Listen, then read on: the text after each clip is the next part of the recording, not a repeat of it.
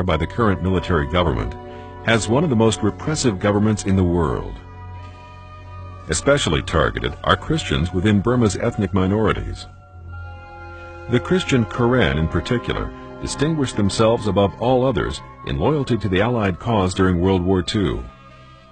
Because of their sacrificial loyalty, the Allies promised the Karen they would help the Karen form their own independent state after the war. However, the British did not honor their commitments. Instead, after the war, the British sided with the Burmese. Massacres of Christian Karen by their old Burmese enemies quickly followed. On Christmas Eve 1948, Karen church congregations in the Mergui district were slaughtered. The Karen fought back, thus beginning a war for survival that continues to this day. After half a century of fighting, the Karen have no allies and no money to buy arms.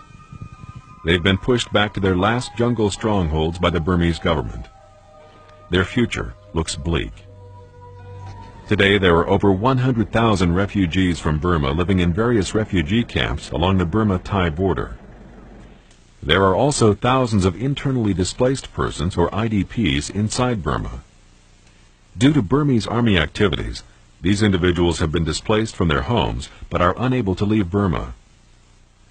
The IDPs are cut off from outside assistance and advocacy.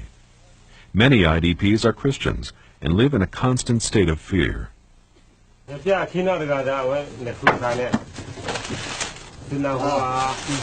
Just before dawn, highly trained Karen medics and pastors are loading up essential medicines and Bibles.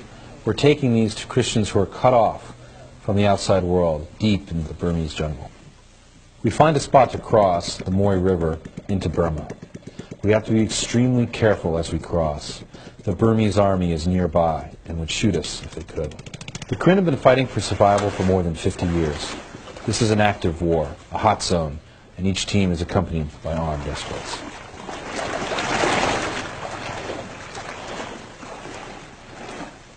The trail is steep and wet and slippery. Today, temperatures will climb over 100 degrees. The jungle is dense, the mountains are high, and the rivers are quick.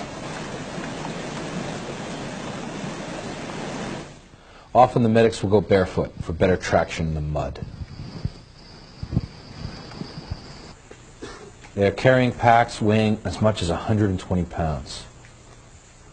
We have to be careful where we step because there are landmines and Burmese troops are everywhere. Every step is dangerous. Ahead, the Burmese army may lay in ambush. A small patrol sent ahead, radios back. So far, it's all clear. On this trip, a radio message is intercepted. The Burmese army is closing in on us. The radio commander sends a false radio message. It's an effort to divert the Burmese army from the backpack medics and from us. Fortunately, it works. As we reach the first village, we are met by the grim reality of life on the run. A warm rain falls as we enter the remote, primitive jungle village. The Karen here live just one step ahead of the roving Burmese army. They live in these makeshift bamboo huts, suspended on stilts above the muck and the mire.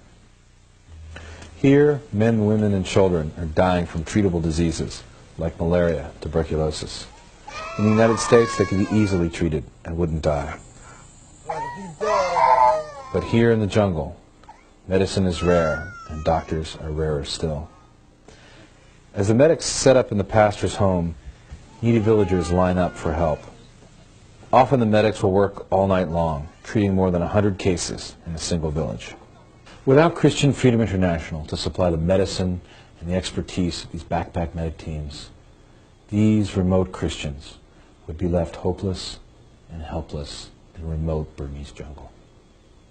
I know, I was there, seeing the suffering in the villages. They need your help.